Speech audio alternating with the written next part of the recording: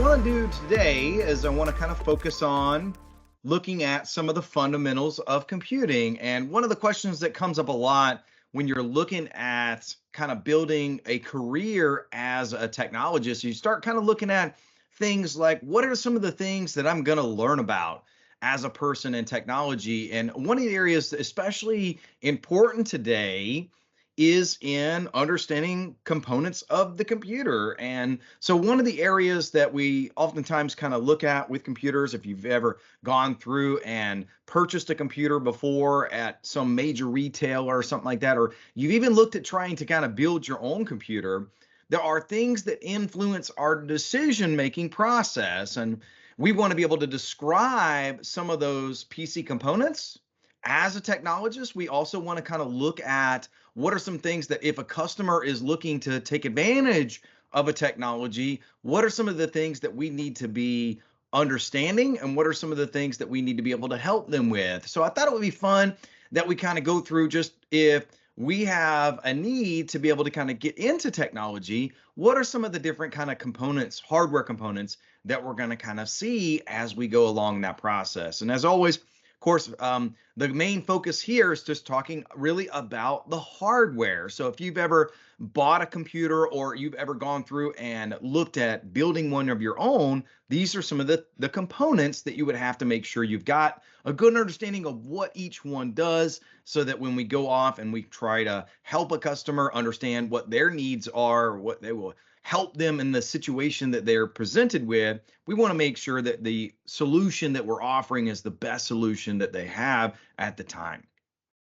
So a large percentage of our work as a IT professional is going to be working with hardware. So let's kind of talk a little bit about some of that hardware today. The first thing I want to talk about is the central processing unit. The goal of the central processing unit, or CPU, is to do all of the calculations and the computation that the computer is having to go through. So if it is launching an app or launching a game on a computer, the PC and the central processor here unit is going to be the main party that is carrying out the instruction set that program, that application is wanting to go off and carry out. So it's important for us today to understand the usefulness of the central processing unit and what it is responsible for. So it's the brain of the computer. It takes the input that's being basically given to it by the application, and it's performing the algorithmic operations. And so it's a big fancy calculator that we absolutely have to be able to kind of know about in technology and recommend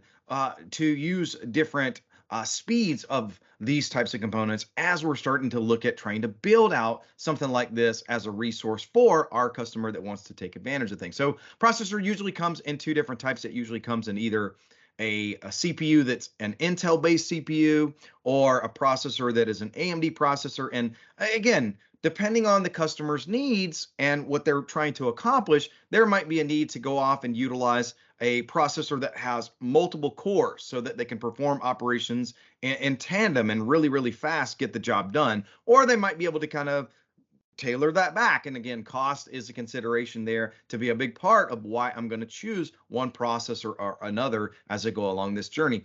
Another important aspect towards this is making sure that when you purchase a processor, that you make sure that you get the motherboard that supports that processor. So the motherboard is basically the component that is the backbone of everything that you're going to be putting into the computer to be able to allow the CPU to be able to do its job, the memory to do its job, everything else kind of working in tandem. So whenever you purchase a processor, make sure that, of course, you look at the motherboard and making sure that the motherboard supports that processor as well. Otherwise, if it's not, then again, it's going to be a disastrous situation. So we learn about these things, motherboards, processors. Another big component that we learn about in computing today is computer memory. And memory and the CPU work together in tandem to be able to offer each other mutual benefits. And so the CPU does all of the calculations, where the memory is a place for the CPU to store information. It's a place for the programs to store information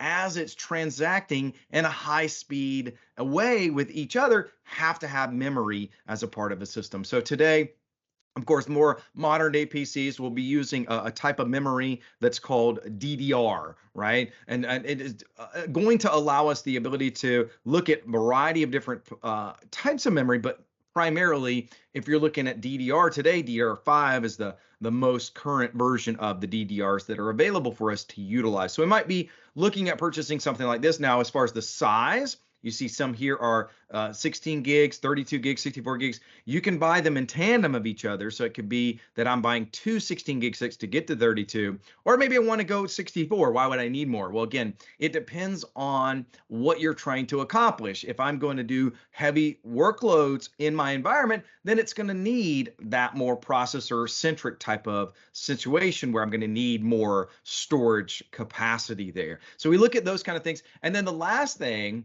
that we look at is the hard drive, a place to store all of our files on the system. So the hard drive is a great resource to have. Every single computer, every single resource there that we're using in technology today has a need to store contents. So a lot of times we'll put that inside of a hard drive. And today, believe it or not, the more popular types of hard drives are the ones that look like memory modules called NVMe types of memory, or memory that is basically going to offer solid state characteristics over the traditional type of hard drives that we used to use long ago that were on these platters. So using a resource today in the sense of a hard drive, of course, a solid state drive would be a preferred option if we were trying to get the maximized amount of speed of operation in our setup, in our design for our computer that we're building now.